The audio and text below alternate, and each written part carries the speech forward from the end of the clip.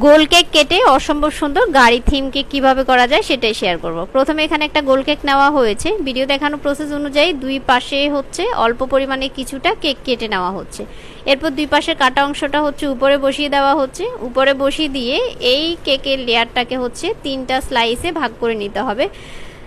ভাগ করে নেওয়া হয়ে গেলে বোর্ডে একটু ক্রিম লাগিয়ে নিতে হবে। প্রত্যেকটা লেয়ার দিয়ে একে একে করে প্রত্যেকটা লেয়ারে হচ্ছে পরিমাণ মতো সুগার সিরাপ ব্যবহার করতে হবে। সুগার সিরাপ ব্যবহার করা হয়ে গেলে আবারও হচ্ছে হুইপ ক্রিম দিয়ে প্রত্যেকটা লেয়ারে হচ্ছে সেম প্রসেসে দিয়ে সুগার সিরাপ দিয়ে ক্রিম দিয়ে ভালো করে হচ্ছে কাভার করে নিতে হবে।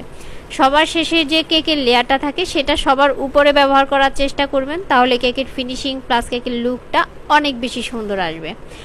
সবার নিচের অংশটা হচ্ছে সবার উপরে দিয়ে দেওয়া হয়ে গেলে যেই দুইটা অংশ কেটে রেখেছিলাম সেগুলোকে মাঝখান থেকে ভাগ করে নিয়েছি। নিয়ে উপরে বসিয়ে একদম উপরের অংশ গোল কেক কেটে অসম্ভব সুন্দর গাড়ি থিম কেক কীভাবে করা যায় সেটাই শেয়ার করব। প্রথমে এখানে একটা গোল কেক নেওয়া হয়েছে। ভিডিও দেখানো প্রসেস অনুযায়ী দুই পাশে হচ্ছে অল্প পরিমাণে কিছুটা কেক কেটে নেওয়া হচ্ছে।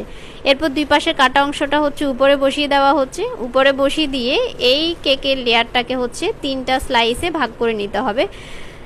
ভাগ করে নেওয়া হয়ে গেলে বোর্ডে একটু ক্রিম লাগিয়ে নিতে হবে। প্রত্যেকটা লেয়ার দিয়ে একে একে করে প্রত্যেকটা লেয়ারে হচ্ছে পরিমাণ মতো সুগার সিরাপ ব্যবহার করতে হবে। সুগার সিরাপ ব্যবহার করা হয়ে গেলে আবারও হচ্ছে হুইপ ক্রিম দিয়ে প্রত্যেকটা লেয়ারে হচ্ছে সেম প্রসেসে দিয়ে সুগার সিরাপ দিয়ে ক্রিম দিয়ে ভালো করে হচ্ছে কাভার করে নিতে হবে। সবার শেষে যে কেকের লেয়ারটা থাকে সেটা সবার উপরে ব্যবহার করার চেষ্টা করবেন, তাহলে কেকের ফিনিশিং প্লাস কেকের লুকটা অনেক বেশি সুন্দর আসবে।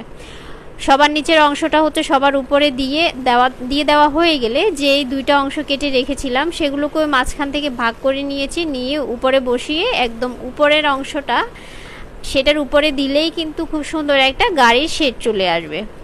একদমই ফাইনালভাবে গাড়ির শেডটাকে লুক দেওয়ার জন্য আপনাদেরকে অবশ্যই হচ্ছে উপরে ভালো করে একটু ক্রাম কোট করে নিতে হবে। ক্রাম কোট করে একটা সামনে দিয়ে হচ্ছে গাড়ির ফাইনাল লুকটার জন্য আমি এখানে একটু কেটে নিয়েছি। কেটে নিয়ে শলা দিয়ে ড্র করে নিচ্ছি যে গাড়ির লুকটা দেখতে কেমন হবে। এই তো গাড়ির একটা শেড চলে আসছে। ভালো লাগলে শেয়ার করে টাইম লাইনে রেখে দিতে পারেন।